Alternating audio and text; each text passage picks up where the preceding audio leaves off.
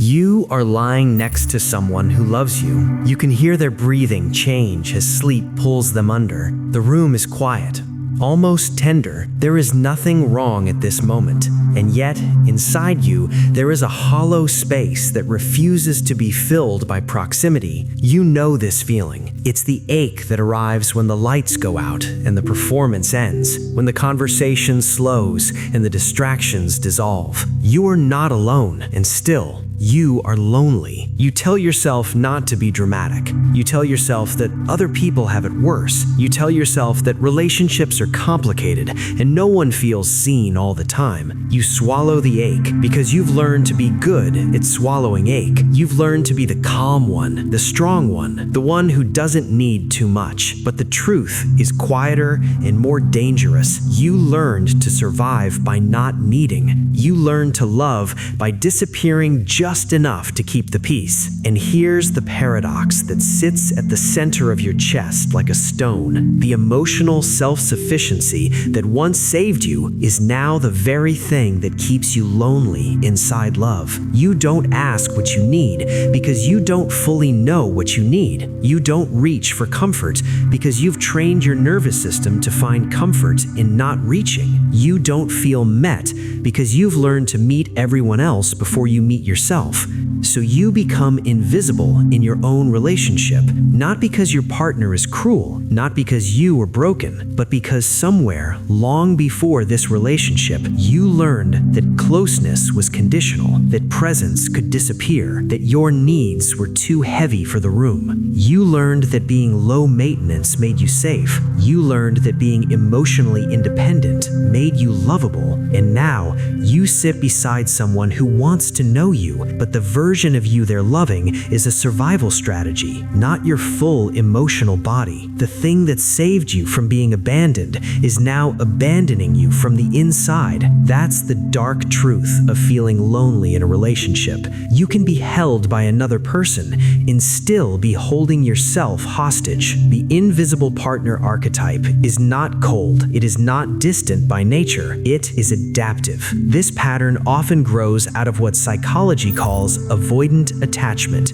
a relational style formed when closeness in early life felt unpredictable, overwhelming, or emotionally unsafe. The avoidant nervous system learns to regulate pain by minimizing needs. It learns that connection is dangerous, but disconnection is survivable. So the body builds a strategy: don't lean, don't ask, don't need. Over time, this becomes neurological. The brain wires itself around self-containment. The default mode network, the system responsible for self-referential thought and internal narratives, gets trained to run a quiet story in the background. I'm on my own. Needing is risky. Closeness is something I manage, not something I rest in. You don't feel this as a belief, you feel it as a reflex. Then there is hypervigilance, a constant scanning of the emotional environment, not for danger in the dramatic sense, but for shifts in tone,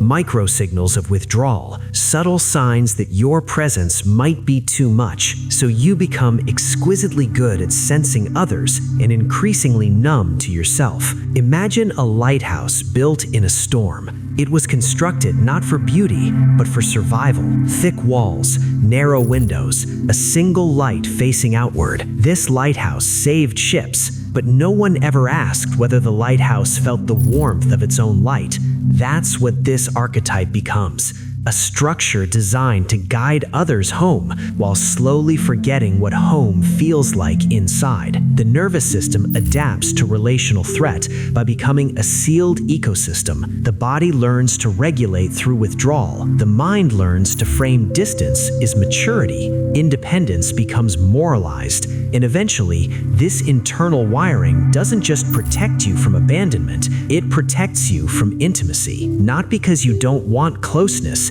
because closeness triggers the old memory. Closeness once meant risk. So you master a strange art, being emotionally present without being emotionally exposed. You share stories, but not sensations. You show competence, but not confusion. You offer support, but not surrender. And from the outside, you look grounded. From the inside, you feel uninhabited.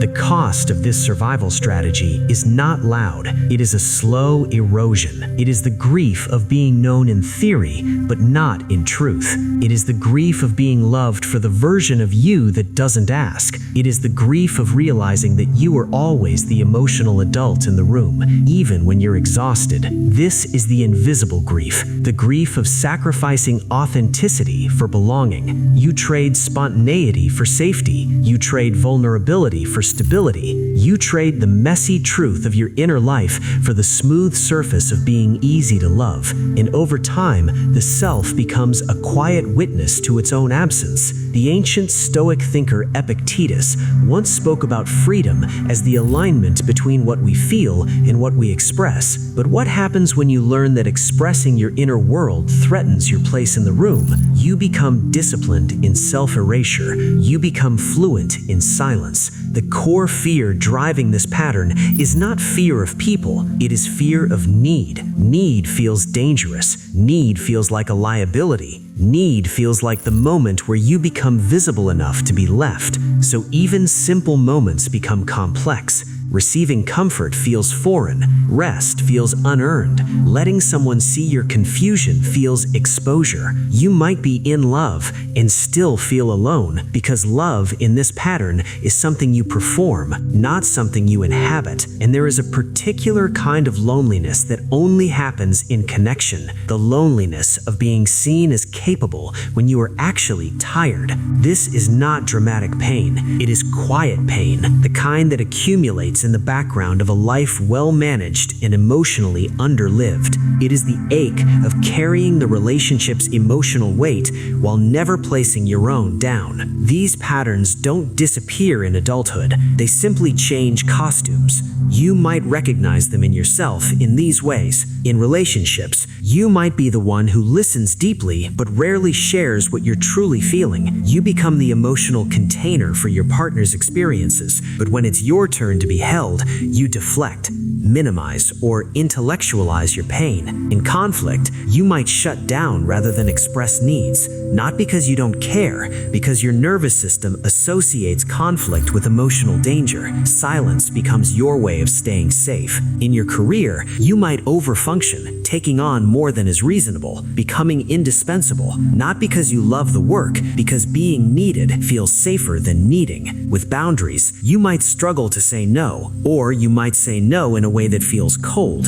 The middle ground, assertive, warm boundaries, feels unfamiliar because you were never taught that your needs could coexist with connection. Internally, you might experience a constant low-grade emptiness, not depression, not despair, just a subtle sense of being unanchored inside your own life. In intimacy, you might feel close physically, but distant emotionally. You show up, but you don't soften. You're present, but not porous. These are not personality traits, they are coping strategies. And the first step of unlearning is not fixing, it is witnessing. Witnessing the pattern without shaming it, witnessing the reflex without calling it a flaw, witnessing the survival intelligence of the part of you that learned to disappear to stay connected. This means noticing when you minimize your needs, noticing when you translate feelings into logic, noticing when your body tenses at the idea of asking for comfort.